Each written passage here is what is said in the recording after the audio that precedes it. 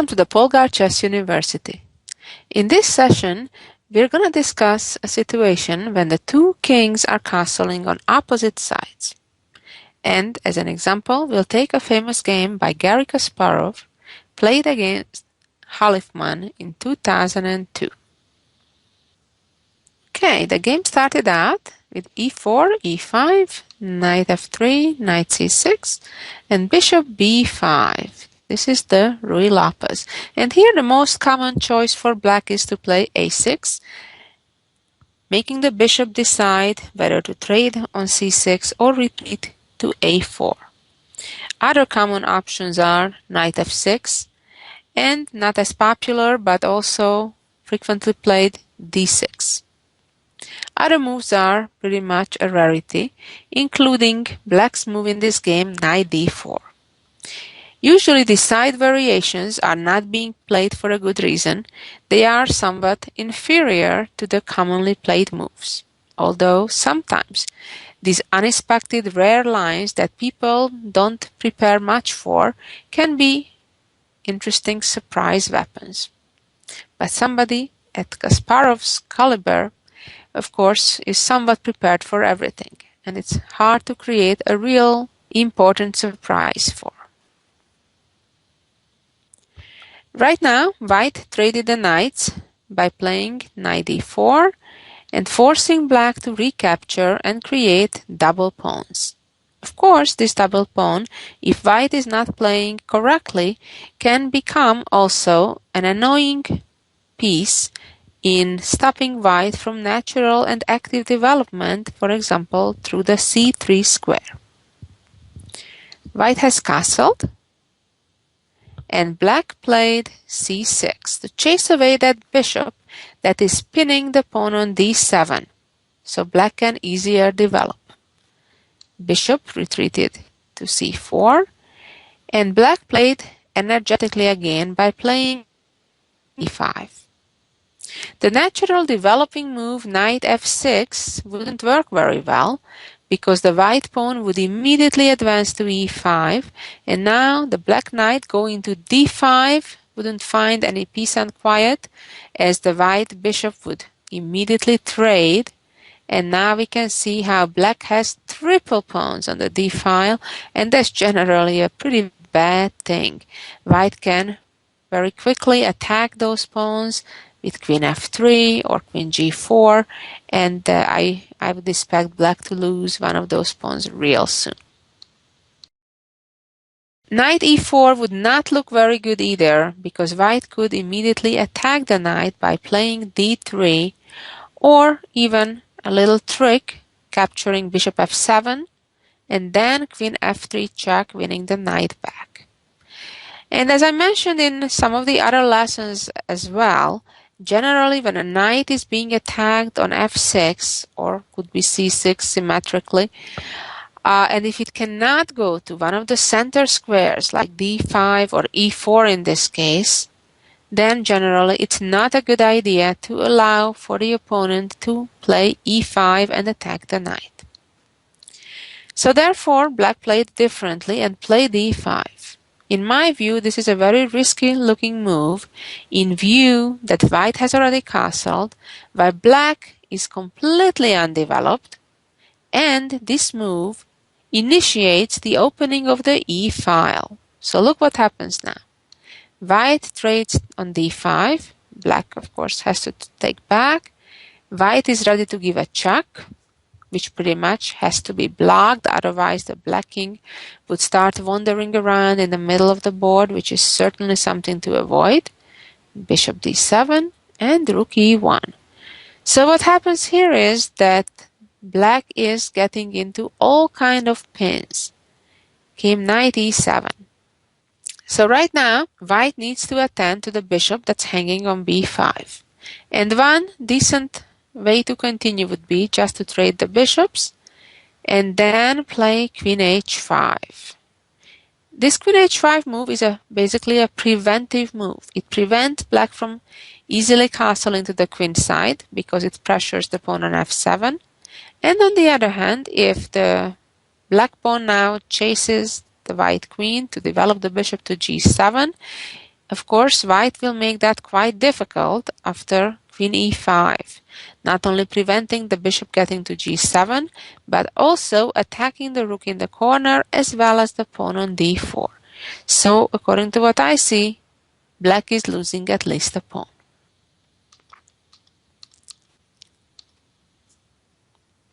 So this more simple and natural move of trading and queen h5 gave white also a pleasant advantage. In this position, white played c4, protecting the bishop on b5. This, of course, also leads to white's advantage. If black would do en passant, which has been played in some other games, white's answer would be taking on d7, followed by d takes c3. We can see now how white is better developed, already pinning the black knight on e7, and black has a permanent weakness on d5 in the isolated pawn. Going back to the game, after c4, if black would capture on c4, the bishop would capture back, and I can see serious trouble for black after the white queen would appear on b3 or f3, as black would need 3 moves to get ready to castle, or 2 to be ready, but then the third move to castle. So black would be at least 1 move too late. For example, if black would try to develop the bishop and queen b3, black would be need to ready to castle right away, right now, but the bishop on f8 is still in the way. So this doesn't look very attractive for black either.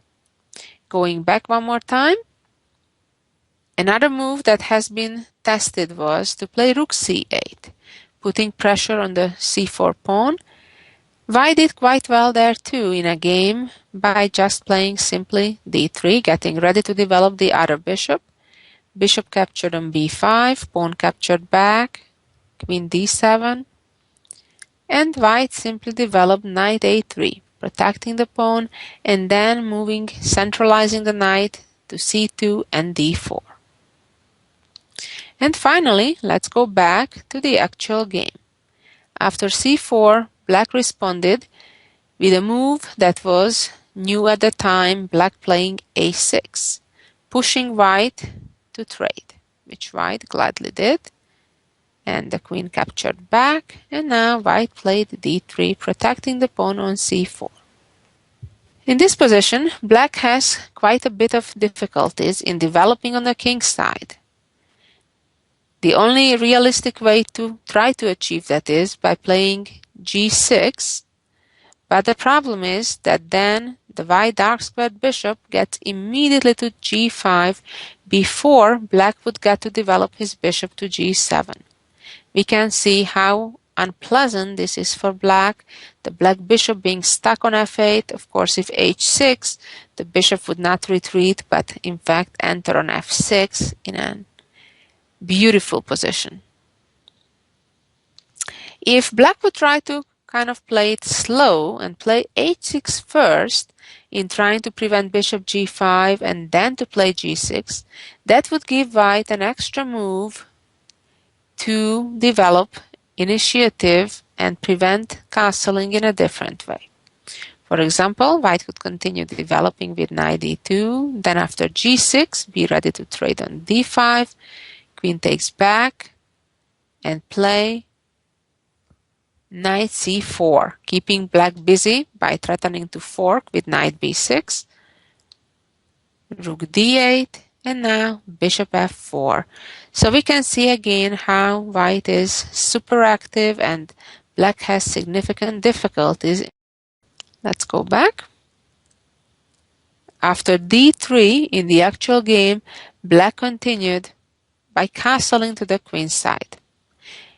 In seeing the c-file already semi-open, by no means that's a safe direction to go. Perhaps the relatively best choice was to play f6 right now and try to escape with the king from the pin by playing king f7 and hope that one day after the bishop from f8 develops, Black will succeed in artificially castling by letting the rook out of the corner from h8 and then finding safety for the king on g8.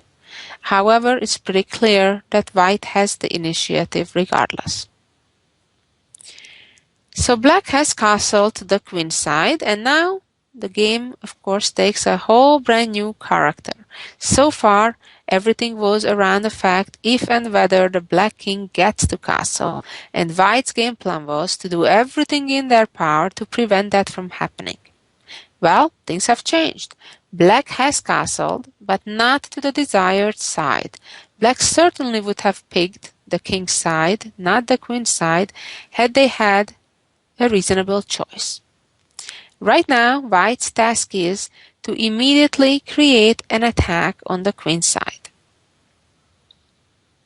To start with, white played knight e2, getting the knight into the game, and black played a very natural response, getting the king out of the c-file, which can open any minute after a trade between the c4 and d5 pawns.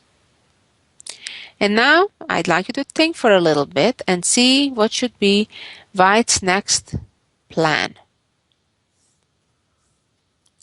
And so typically for positions for kings being castled on opposite sides, both sides would want to start a pawn march and simply moving forward, oftentimes even involving sacrificing one of those pawns in order to open files against the enemy king. So Kasparov played b4, and now, as they say, the attack rolls almost by itself. After b4, black responded by trading, and now it's quite important for white to capture back with the right piece. Should it be the pawn or should it be the knight? Try to think and come to the right decision.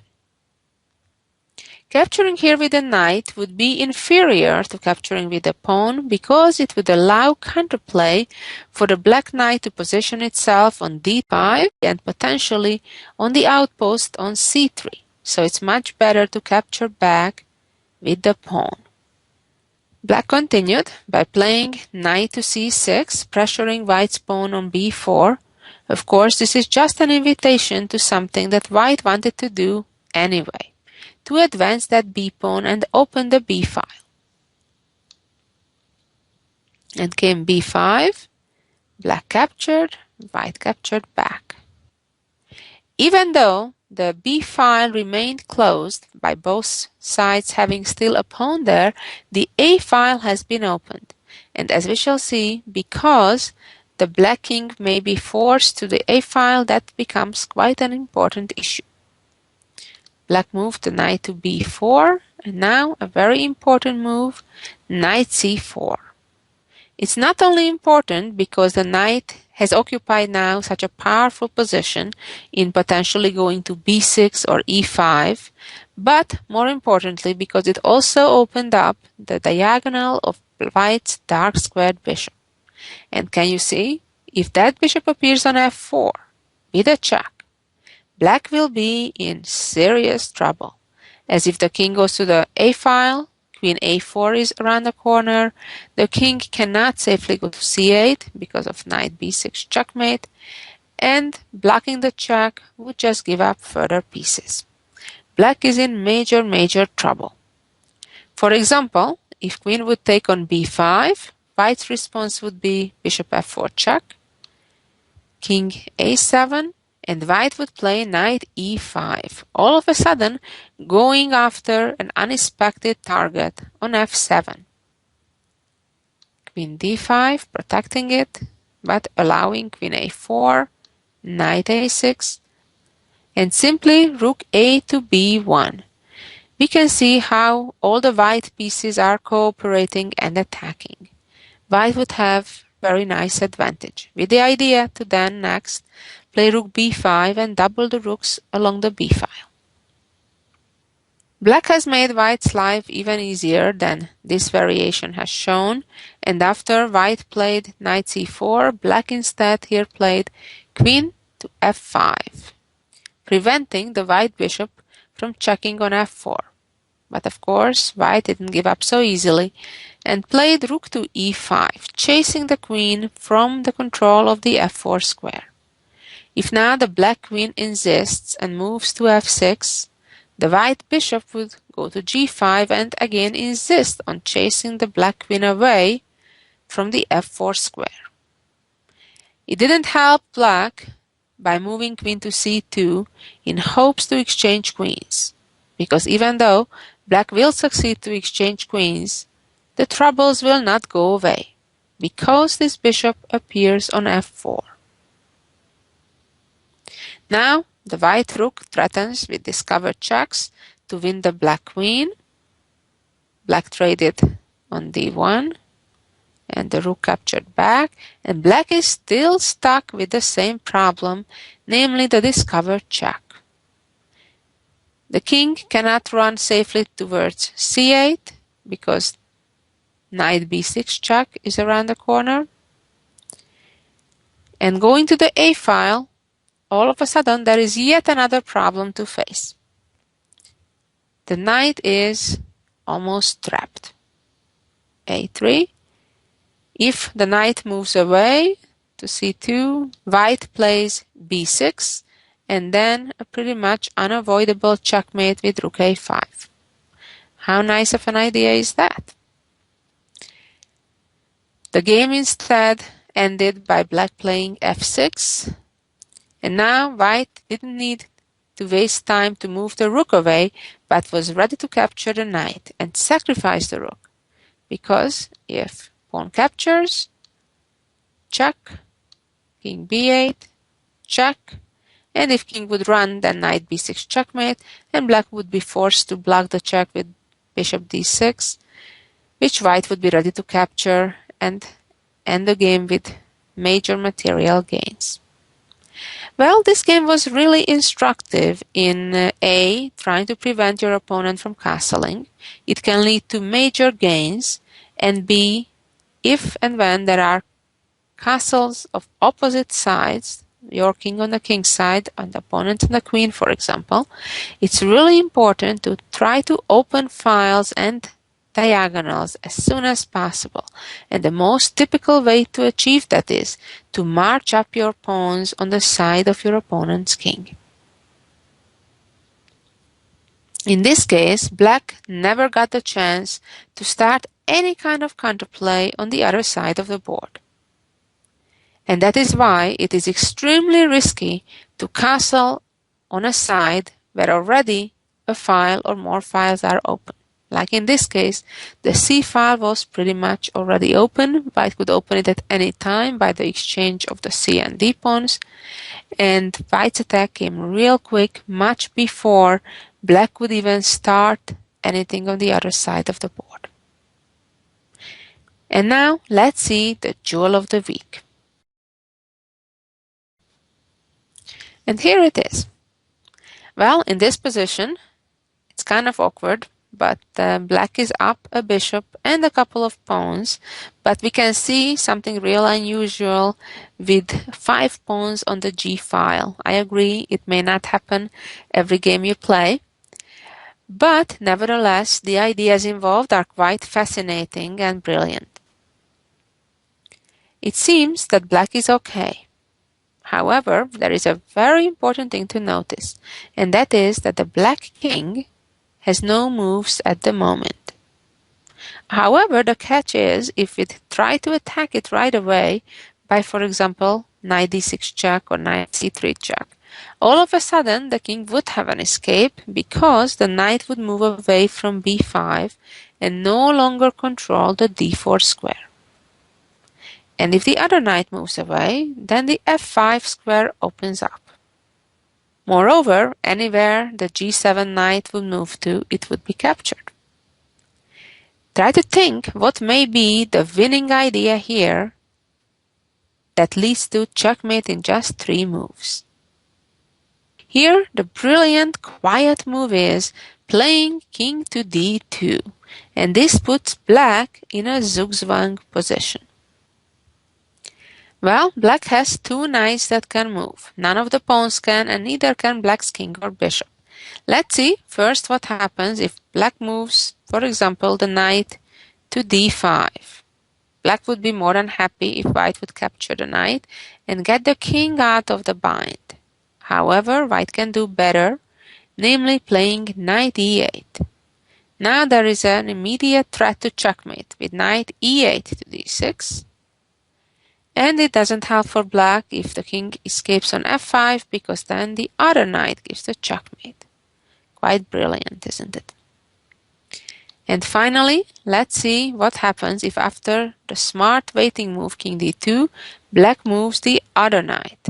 Well, in that case, the checkmate comes with knight d6, king d4, and now knight e6, as the black knight is no longer on f8 protecting it. What a beautiful dance of the knights. So let's go back again and just one more time summarize. White is winning because can put black in zugzwang. By playing king d2, although white does not have a direct threat, because black needs to move with one of the knights and give up the positions they are protecting, white will be able to checkmate in just 2 more moves after black's move. Of course, the bishop on h5 is really unfortunate, cannot move at all, and therefore it's almost like not even having that bishop. But here, black unavoidably gets checkmate. I suggest you check out the different options that black may have and how white checkmates against each one of them. This beautiful composition was composed by Galitsky in 1902, over 100 years ago. Thank you for listening, and I hope you gained some important ideas that you may use in your own game, especially from the game we saw played by Garry Kasparov. So long, until next week. Bye-bye.